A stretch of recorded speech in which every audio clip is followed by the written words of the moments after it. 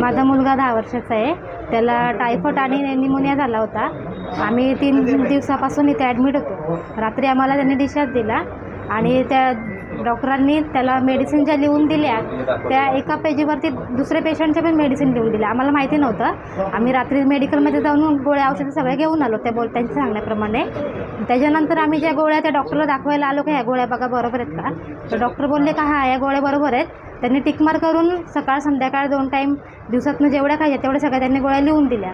आणि मग ते बोलले आम्हाला का तुम्ही बाकीचं इंजेक्शन वगैरे घ्यायचं, तुम्ही तुमचे जे डॉक्टरकडे तुम्ही जात होते पहिलं त्याच्याकडे जाऊन त्याच्या हातामध्ये सलाईन आहे तिकडे जाऊन तुम्ही त्याला इंजेक्शन घ्या. आम्ही सकाळी तिकडे गेलो तेव्हा आम्हाला माहिती पडलं का त्यांनी या चुकीच्या गोळ्या दिल्या.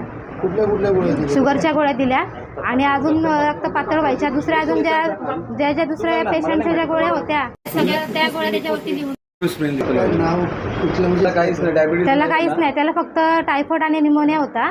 पण ज्या पेशंटला शुगर आणि त्याचं ते रक्त पातळ व्हायच्या गोळ्या वगैरे दुसऱ्या ज्या आधाराच्या गोळ्या होत्या दुसऱ्या पेशंटच्या गोळ्या त्या माझ्या मुलाला दिल्या. कुठल्या हॉस्पिटलचं नाव? मनोमय हॉस्पिटल. आता काय मागणी तुमची? तक्रार दाखल करायची. आम्हाला त्यांच्यावरती गुन्हा दाखल करायचा. जी रात्रीची मॅडम होती डॉक्टर उषा त्यांच्याकडून म्हणजे 2 पेशंटचं डिस्चार्ज होतं. ते दुसरे पेशंटचं मेडिसिन ते बाळाला गेलेलं आहे चुकी म्हणून. म्हणजे ते त्यांनी बघितलं नाही की पेपरवर दोघांची मेडिसिन लिहिली होती. बाळाला इंजेक्शन चालू होते, त्याला इंजेक्शन न देता गोळ्यावर त्याला दिलं. मग ते गोळ्या त्याचे नव्हते आणि ते मेडिकलवाले पण देऊन टाकले आणि ह्यांनी पण घेऊन टाकलं. आणि मॅडमनी म्हणजे काय चुकी झाली त्यांची न बघता घेतलं, काय घेतलं माहीत नाही.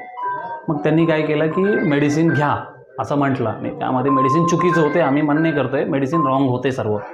ते नाही घ्यायला पाहिजे होतं बाळाला. ते मेडिसिन त्या बाळाचे नव्हते.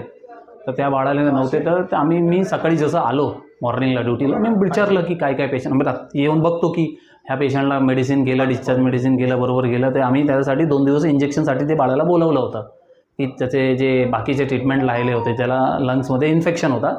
तर ते लंग्सचे इन्फेक्शनचे इंजेक्शन होते 2 दिवसाचे अजून राहिले होते कारण त्यांची परिस्थिती नव्हती. आम्ही म्हटलं 2 दिवस तुम्ही येऊन जाऊन करू शकता. त्यांनी मी फोन केलं की तुमच्याकडं मी म्हटलं त्यांना की बाबा तुम्हाला इंजेक्शन चालू आहे ना. ते बोलले नाही इंजेक्शन आहे गोळ्या चालू आहे. मी मला नाही गोळ्या चुकीचं आहे, तुम्हाला इंजेक्शन चालू आहे. मी फोन करून सांगितलं त्यांना कळवलं की मेडिसिन घेऊ नका आता.